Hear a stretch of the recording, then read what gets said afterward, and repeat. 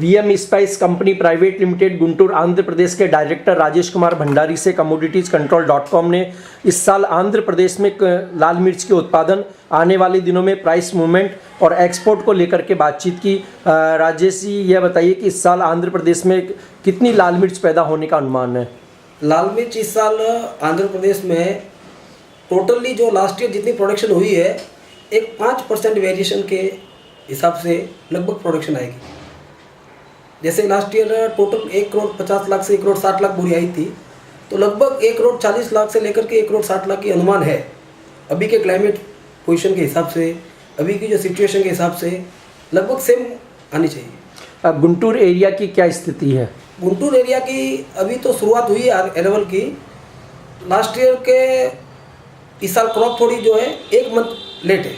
Last year जनवरी के अंदर में अरेवल थोड़ी बढ़ गई थी, इस साल जनवरी में थोड़ी लेट आ रही है, क्योंकि बीच में 2-3 जो तूफान आ गए थे, उससे थोड़ा जो सोइंग वगैरह का काम थोड़ा लेट हुआ।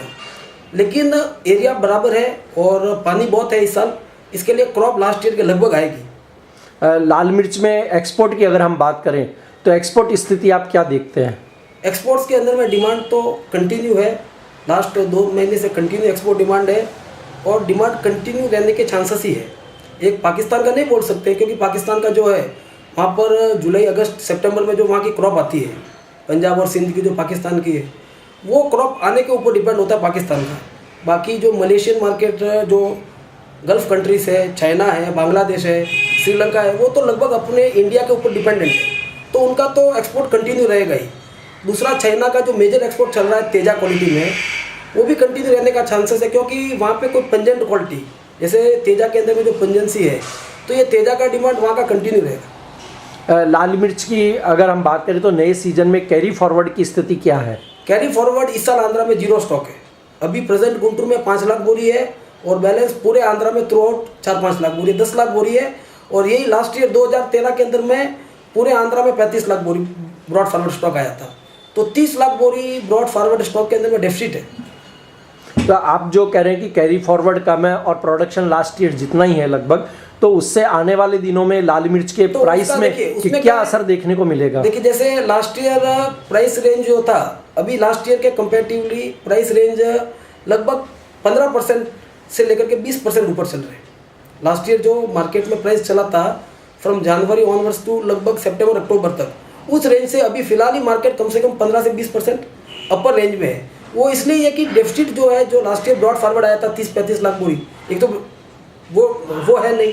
दूसरा, एमपी के अंदर में भी जो प्रोडक्शन हुआ है, वहाँ भी लगभग 20 लाख बोरी की डेफिसिट है।